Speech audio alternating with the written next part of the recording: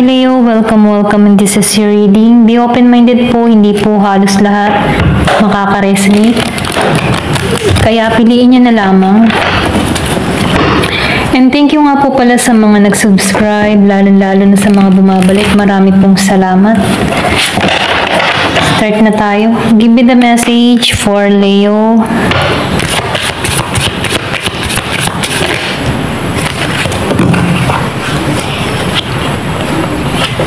So, yung iba sa inyo meron ditong dissipating, impasse,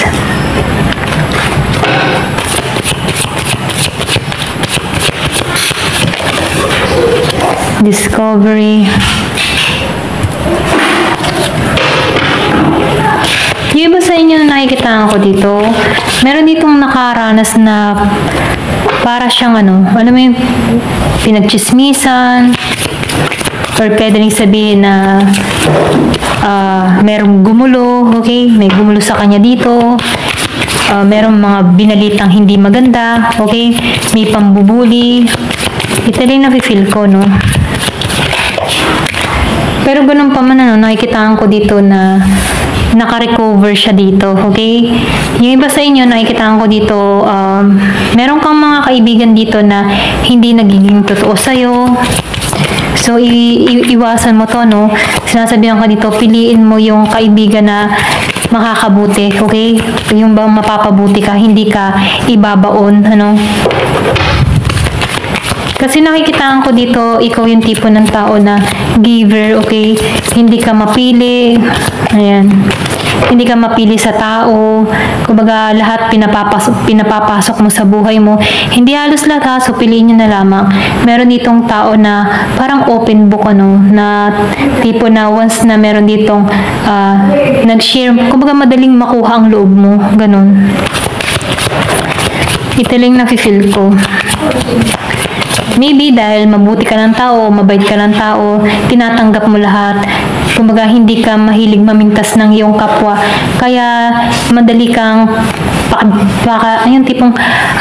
madali kang kagaanan ng loob, ganon.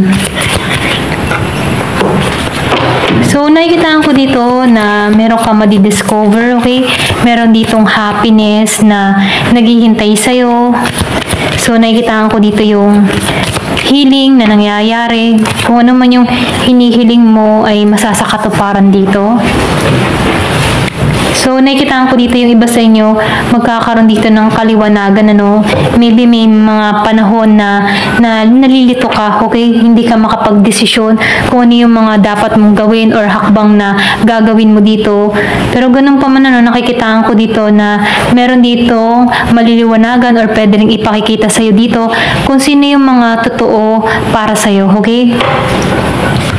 So, tingnan pa natin dito, Kasi nakikitaan ko dito yung iba sa inyo, meron kang mga kaibigan na ginagamit ka lang dito, okay? So, piliin yung kaibigan, Ito lang yung mensahe dito. Pwede rin ito din yung nagbibigay ng chismis sa'yo, okay?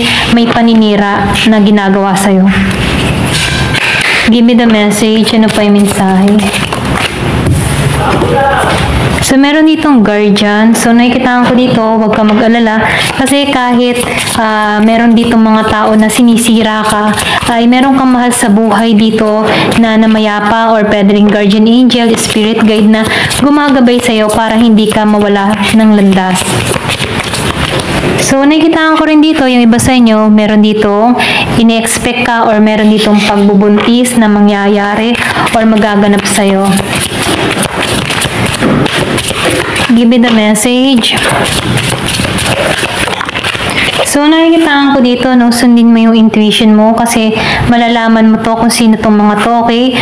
So, nakikitaan ko dito may red flag. So, meron ka dito mga kaibigan na hindi nagiging totoo. Red flag to para sa'yo. So, kung nararamdaman mo na pakaramdam mo siya yung mga naninira o nagbibigay sa'yo ng mga chismis, okay? So, ignore mo na lang to, So, nakikitaan ko dito na sundin mo yung intuition mo kasi once na halimbawa, pwede ka kasing limang tipo na ibaon ka, okay? Ibaon ka sa pagkakalugmo ka, na kung saan, sa bandang huli, mo makikita yung resulta ng mga taong gumagawa ng hindi maganda sa'yo, okay? Itong mga taong ng chichismis, pwedeng sabing close friend mo, kahit meron kang nakikita na red flag or pwedeng meron na nagsasabi sa'yo na sinisiraan ka nito, pero dead mo pa rin at nagtitiwala ka dito, makikita mo yung resulta sa bandang huli, ano? Okay, kaya mainam, sundin mo yung intuition mo, okay? So, nakikita ko dito na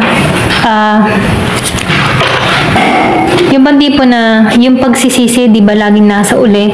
Kaya once na meron kang nakikita ang red flag, pakaramdam mo merong mali dito sa tao nito, iwasan mo na, okay?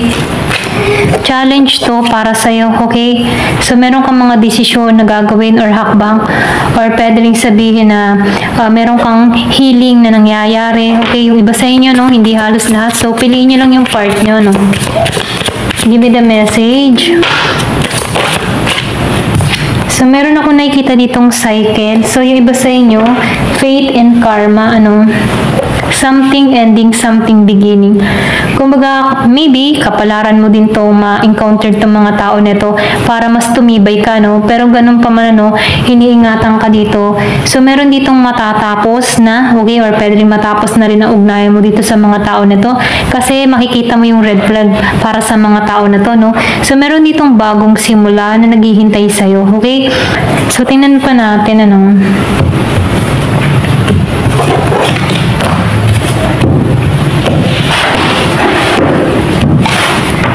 Give me the message. Ano pa yung mensahe? So, meron ka ditong bat, okay? So, may bat, ano? Take care, enemies are working against you. So, meron ka nga talaga ditong tao na mga hindi totoo sa'yo. Okay? So, confirmation dito, no? Pwedeng kapitbahay, kakilala, kaibigan. So, once na meron ka mga magagandang nangyayari, isikre-sikreto mo. So, kumikilos to ng patalikod. So, yung iba naman sa'yo may chain or pwede rin meron dito nagbibigay sa'yo ng kulam or masamang intensyon or sumpa, mga ganun, no? Na kung saan, kung bakit naapektuhan yung buhay mo, okay? Meron dito nag-i-intention ng hindi maganda, pero ganun pa man, no? Huwag ka mag-alala, protektado ka, ginagabayan ka dito, madidiscover mo to, okay? So, meron dito yung discover, eh. So, nakikitaan ko dito yung iba sa inyo, madidiscover mo to, kung sino tong mga to, okay? Give me the message. Ano pa yung mensahe? So, meron dito June. So, meron dito nangyari nitong June or pwede rin nag-start to nung June.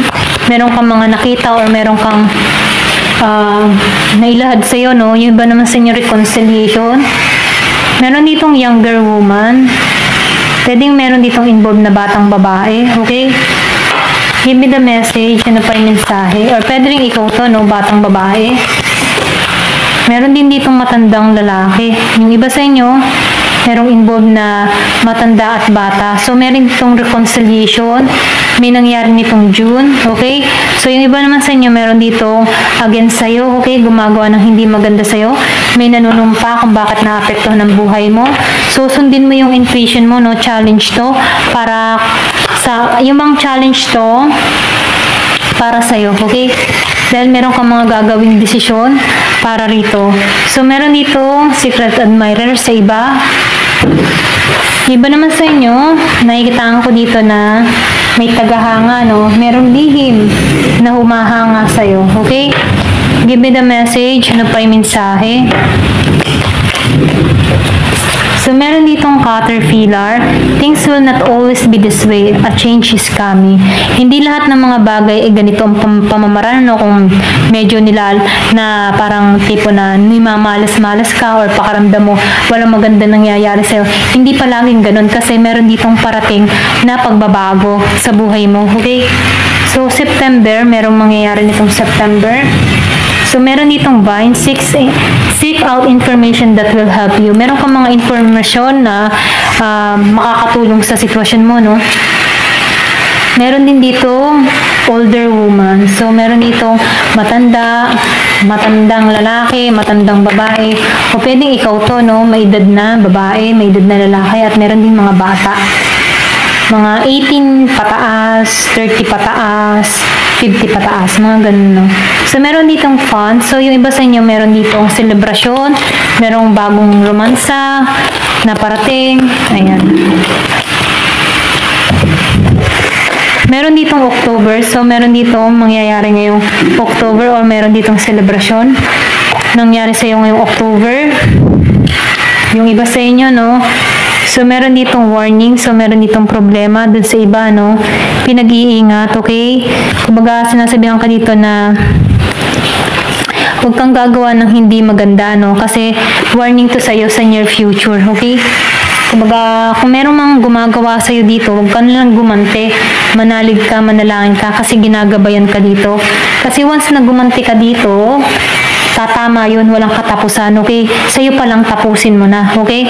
Kumbaga sa tapusin, ano, dun pa lang, huwag ka na mag-isip ng masama dito sa tao na to na gumanti. Hayaan mo si universe, hayaan mo si God yung gumanti para sa'yo kasi hindi ka naman pinababayaan dito. Ang gagawin mo lang dito ay magdasal at manalig, okay? Sundin mo yung intuition mo or pwede rin kung meron kang mga alam na kontra about dito sa mga sumpa, okay? Gawin mo, okay? So, meron ditong lobster, ano, financial pinch. Yung iba sa inyo nagkakaroon ng problema about sa financial. So, meron din ditong dark man, okay? Yung iba sa inyo, meron ditong maitim na lalaki, merong older woman, older man, okay? Pwedeng kilala mo to, o pwedeng ikaw to. So, June, ano, meron ako nakikita ditong angel. So, protektado ka. Yung iba naman sa inyo, batang babae, okay? Ito lang yung nakikita ko kung sino man to, no? Itong dark man, older woman, older man, younger man. So, meron ditong nakadil sa'yo na ganito. Okay? Ayan.